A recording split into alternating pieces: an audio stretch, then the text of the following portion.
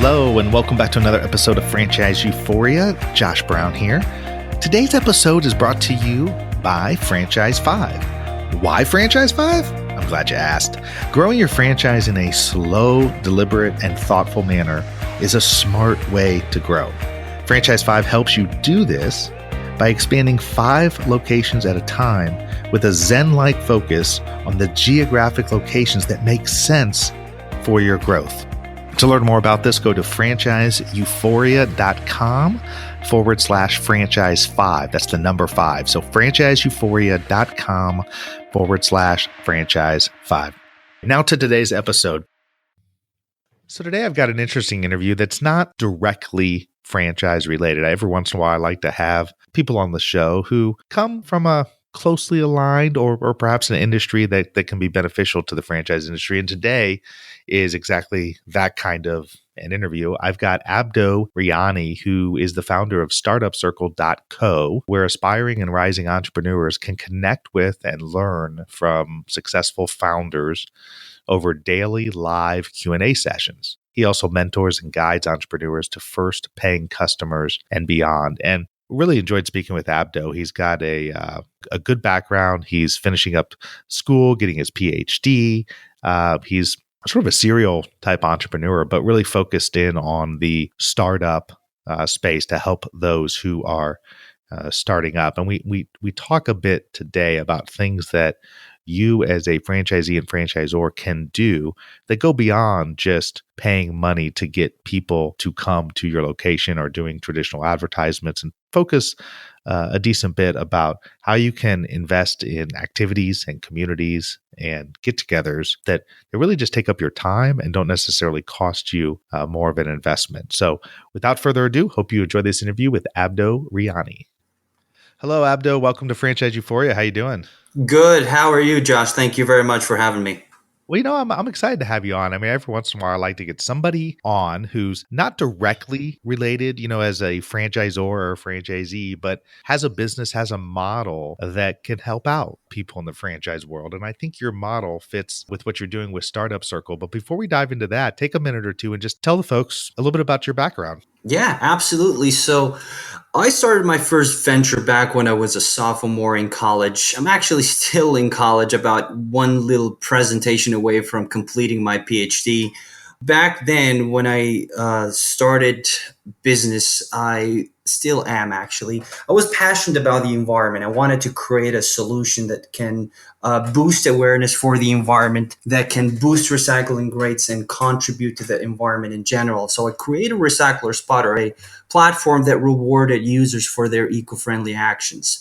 Funding was an issue back then. I was also an athlete, so I didn't really have the time to fundraise and find ways to create that first version of the application that will allow me to accomplish the goal. I found ways to bootstrap the business by doing things that don't scale. And thanks to many of the things that we can discuss later, I was able to pre-sell about $20,000 in memberships that I used to fund the initial version of the product, launch the application, and take it to about $7,000 in monthly recurring revenue. 2 years later, I realized that I was a lot more passionate about starting businesses than running businesses. So I created Aspire IT, which is a startup development studio that provides bootstrapped, non-technical entrepreneurs with all the needed resources to take an idea to first paying customers by doing things that don't scale. And thanks to Aspire IT, I got involved in the launch of many businesses over the years.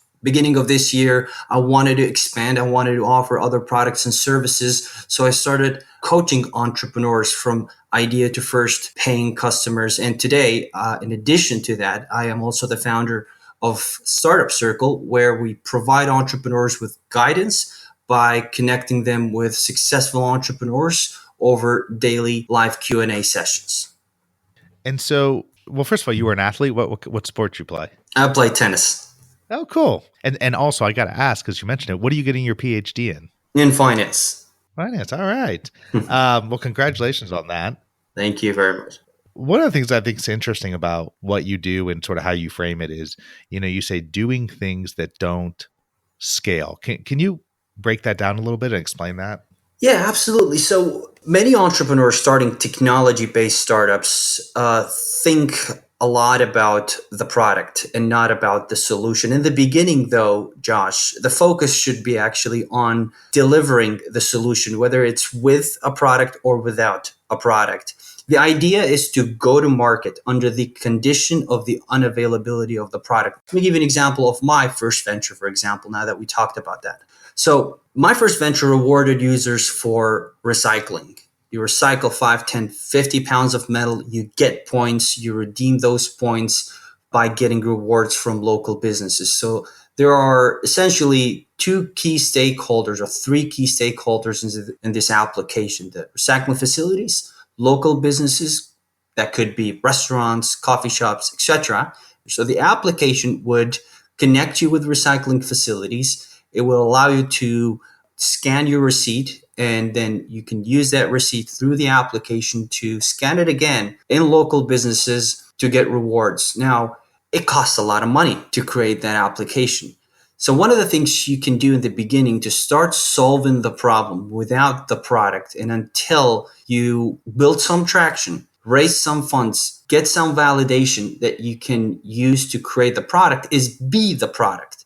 So what I decided to do is become the person who connects users with recycling facilities, the person who keeps track of the number of the amount of pounds recycled with every recycling facility for every user, and then the person who connects those users with points with local businesses so they can get the points, redeem the points, and then I update their total points. By doing that, I have become the product and I have allowed myself to go to market sooner, fairly inexpensively. Actually, it didn't cost me anything to do that, and build some traction, build some validation that allowed me to pre-sell the future, which is an application that can make it a lot more scalable for people to accomplish this goal. And that helped me raise the funds I needed to create that scalable application. Any technology based application can be approached that way, especially if you're bootstrapped. This is the best way to go to market quickly, efficiently, and inexpensively. So, do you find yourself working mostly with sort of tech startup folk? Is that the space that you're in mostly? With Aspire IT, yes, but recently, in the beginning of this year, I started working one-on-one with entrepreneurs, many entrepreneurs building different types of products and services. So not specifically startups anymore, but I work with entrepreneurs who are especially launching online businesses, or at least leveraging their experiences to sell products online and services online. Well, and in the franchise world, it's interesting because obviously, not just in the franchise world, but across all business, you have to leverage the digital and online world with the offline world. And of course, that there's tons of examples of that in franchising where you buy into a retail location and there's an opportunity for people to go buy the same products or similar products from that store online as opposed to coming to your physical location. So I'm curious, from the perspective of Startup Circle, which you mentioned earlier on, maybe explain Startup Circle a little bit more in terms of what it is and then how you have found that it helps entrepreneurs as they're trying to grow and develop their businesses. Absolutely, Josh. So, Startup Circle is on a vision to democratize guidance. And we do that by connecting aspiring, rising, and passionate entrepreneurs with successful founders over daily live Q&A sessions. I wanted to take the podcasting model to another level. I wanted to get people to actually speak with our guests. And the way we do that is by limiting the number of attendees in each session to a maximum of 3 people, so that those who join can not only ask questions, but can also ask follow-up questions, build relationships with our guests, and learn things, get answers that they can apply to move their businesses forward. I realized over the years that many entrepreneurs can sometimes not afford to invest in a mentor, or cannot easily access the services of a mentor. Creating Startup Circle allowed me to provide those underrepresented, underserved entrepreneurs with an opportunity to connect with those who are a few steps ahead of them and get answers, personalized answers that they can use to move their businesses forward. So we host daily live Q&A sessions. It's easy. It's free for people to join. And we make sure that those who join sessions actually need to be there. We ask them questions. We ask our subscribers questions about their needs, their goals, their challenges, and based on the profile of those entrepreneurs, we connect them with people and allow them to ask their questions live. They can do it multiple times. They don't have to attend one session. They can attend any session they want as long as they fit the profile of the guests we have. So you bring on people who are experts in a particular area to then answer questions of a limited number of people who you allow into each session so that they get a fair amount of one-on-one time to get their questions answered. Is that right? Exactly. Yeah, that's exactly it. So you've got upcoming a mutual friend of ours, Jeff Long, who I believe does, online type trainings for online product sales and stuff like that. Is that what he's coming on to speak about? Yeah, so Jeff Long is going to come and talk about online course creation. For those who are interested in launching or creating online courses, building an audience, growing an online course, Jeff is going to be talking about that. We've already have 3 people who are going to be on asking him questions, and I'm looking forward to Jeff's session. Well, I like it. I think part of the challenge is that, it seems like if you look online, there's a lot of people who are, marketing webinars and all sorts of stuff. And to get people on to then, ultimately sell them a product or really just speak to the masses. So it seems like one of the things that you're doing different is really focusing it small with these folks so they really get a nice return on their investment of time. Because it's free, right? There's no charge to anybody, but they get a nice return on their investment of time if they have specific questions. And you're doing this daily? Yes, daily 3 to 5 sessions a day. Wow. So how are you reaching out to get people to come on as the experts? So in 2 ways. First of all, Josh, I started by putting a list of people that I believe have insights that our audience needs. One of the tricks for doing this quickly is to start by looking at lists of people who've been on podcasts or who have done some live sessions in the past. This makes it a lot easier for you to convince them to join your sessions. Once I have that list, I email them asking for a little bit of their time, tell them about the topic and the structure or the way we organize our sessions. About 6 out of 10 people I email, they confirm their attendance. And the idea here, Josh, is that experts like to be experts. I always say that the least we can do is highlight their expertise. They're getting on Startup Circle for branding purposes. Some people want to give back, and some people want the audience. Now, it's true that maybe only 3 people are attending those sessions, and that's a small number of people for experts to agree to an interview.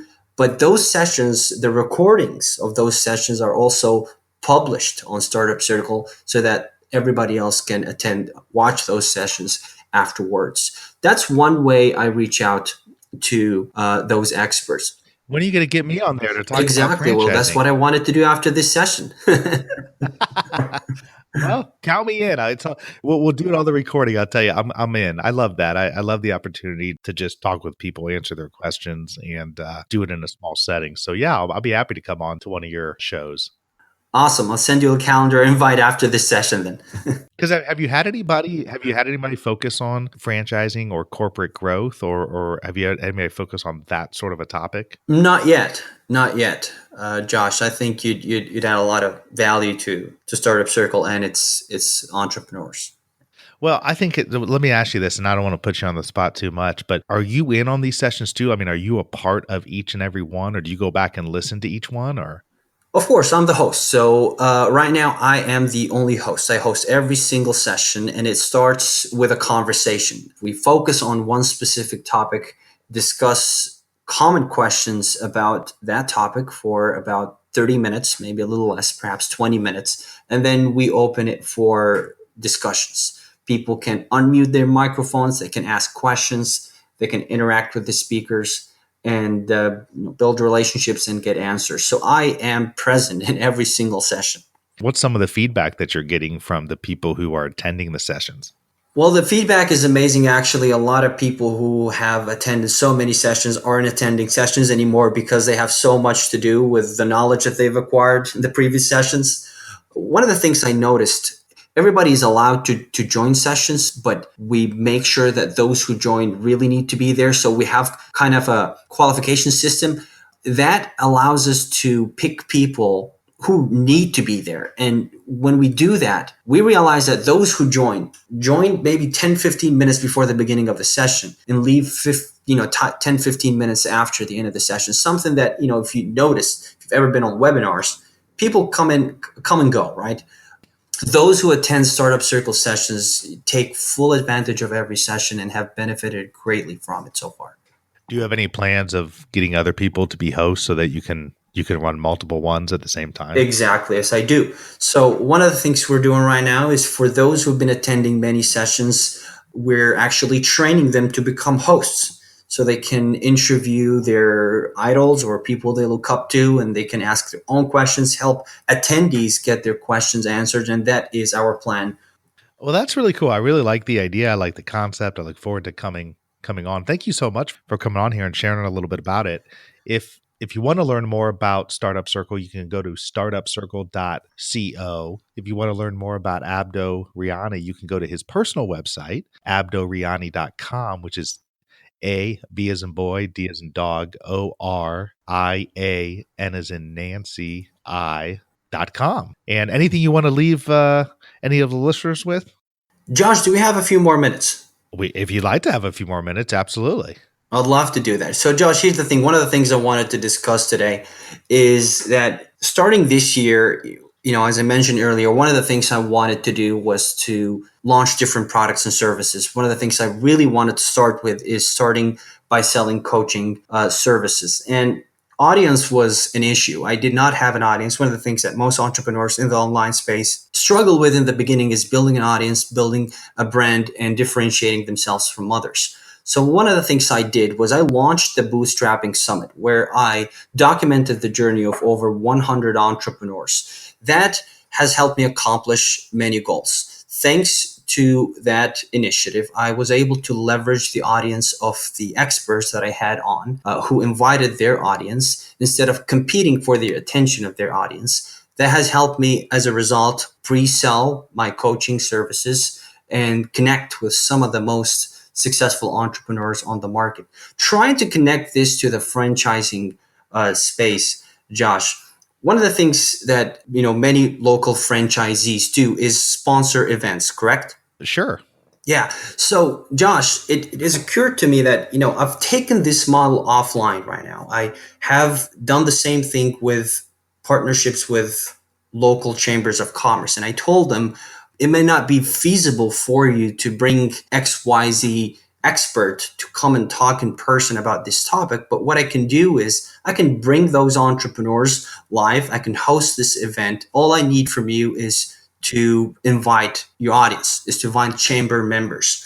I think one of the things that franchisees can do to perhaps close some corporate accounts, build partnerships with local businesses, and differentiate themselves from others is by hosting events like that. Instead of just sponsoring events, I think hosting events where they can invite a number of people from companies they want to do business with to come and talk about a topic that they can all define and sponsor that event. It's a great opportunity to leverage that audience or those target clients' audience, and at the same time build relationships with people that can later on hire you to work with you. That, in my opinion, is a great way to accelerate your growth without spending a lot of ad money. It has worked very well for me in the online space, whether it's through the Bootstrapping Summit or the chamber partnerships or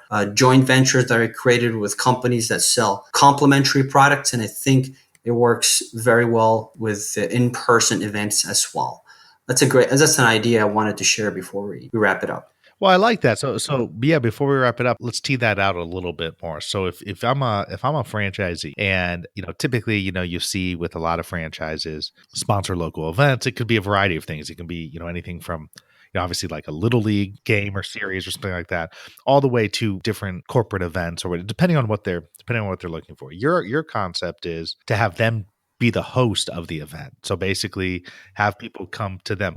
But what goes into doing that? I mean, obviously you've done that to build up a following, an audience for yourself when you didn't have one. What give me some examples of some things that maybe they can do to help them sort of put that in place? Because somebody might say, yeah, that's a great idea, but not exactly know what to do next. So when it comes to the in-person event, Josh, first of all, I like to focus on the most important variables in the success of this event, which is the content. So who's going to provide the content? And those who are going to provide the content are people that you have to be strategic in picking. People that either can become your target client or know people who can become your target client or have a big enough audience that they can expose you to, that you can tap into and close. So I start by first picking the topic of this event or the end result from hosting this event. And I think, we can only speak generally right now unless we pick a specific example. But topic is number one. Number two, being strategic as to who you want to have on to this event, and then reaching out just for a conversation to get a confirmation, at least a preliminary confirmation. And then all you need is a location. The rest, it does not have to be perfect. Many people really want to make it as flawless as possible. Focus on accomplishing the end goal, which is sharing with your target audience some valuable content, and at the same time exposing your brand to as many people as possible. It starts with picking a topic, and it starts by picking the people are going to deliver this topic. The people that are going to deliver the topic should be people that you either want to work with or know people that you can work with. Well, and maybe reaching out to their maybe some customers that they already have to kind of just, see if they're interested or if they know other people who'd be interested depending on the franchise, right? I mean, and you probably want to keep it small a little bit at the outset just as you work through the kinks and then grow it over time. Would you say? Yes, absolutely. So start with, 5, 10 people that, 5, 10 speakers perhaps, who each can bring maybe 10 people at least. And then, with that, you have 100 people that you can start with, test this idea with. And from there, you can take it to a much larger scale. But in any case, there's a benefit to connecting with your target customer and their audience by approaching it differently from the idea of, hey, we're looking to add value to our community. We're looking to share more insights about this topic. We're looking to contribute to this field. Would you be interested in being part of it? And people are more willing to invite their friends and family and their network in that case than if it is, pure business, pure transaction. I like that. I think that makes good sense. I think that's a good way to get to know people. I think it's a good way to reach out in a very authentic way and try to bring people into what you're doing. So I appreciate you stopping me from ending the show to add that. I do. Is there anything else you want to add before I end? No, that this is one idea I wanted to share with Franchise Euphoria audience. I think, it's something that, no matter what you're selling or offering, something that you can leverage to strengthen your brand, to build connections, to boost sales, and to perhaps test new products and services if you have things that you wanted to test before investing or going all in. It's worked very well for me in the online space. I'm now doing a hybrid online and offline, and I project that it works as good in the in-person offline only space. In any case, you're going to have to leverage, online efforts to gain bigger traction. So it can never be, in person only or offline only. The idea is the same: leverage people's audience, build a connection with them, and gain exposure to their audience thanks to their promotion. Well, what I like about it as it relates to franchising is that in franchise world, so much of, a grand opening or getting going is really strategic in the sense of, hey, you got to spend this amount of money and here's some places to spend it. And I think sometimes what franchisees and franchisors alike forget about is in addition to just going and spending money on certain things, there's a real element and a focus that has to be on the connection, the community, and doing all those sorts of things that you're talking about, which really take up your time, but don't cost you extra capital in terms of an investment for some sort of promotion or advertisement. It literally just takes a little bit of forethought, some creative thinking, and some time to kind of put that in place. So I really think those are great recommendations. Thank you for that. Oh, thanks, Josh. It was a pleasure. Well, thanks so much for coming on. You can learn more about Abdo's Startups Circle at startupcircle.co or abdoriani.com. Thank you again for coming on. I really appreciate you sharing your insights, and keep up the good work, okay? Thanks, Josh. It's a pleasure. Thanks for being with us today on the Franchise Euphoria podcast. If you enjoyed this episode, please be sure to go to iTunes and provide a review. Also, please remember that although Josh Brown is a licensed and practicing attorney, nothing contained in this podcast should be construed as legal advice, because it is not. The information contained in this podcast is general and educational in nature, and none of it should be relied upon as legal advice. That being said, if you have questions for Josh and would like to contact him, please email him at josh@franchiseeuphoria.com. Thank you so much for listening, and we hope you tune in to our next weekly episode.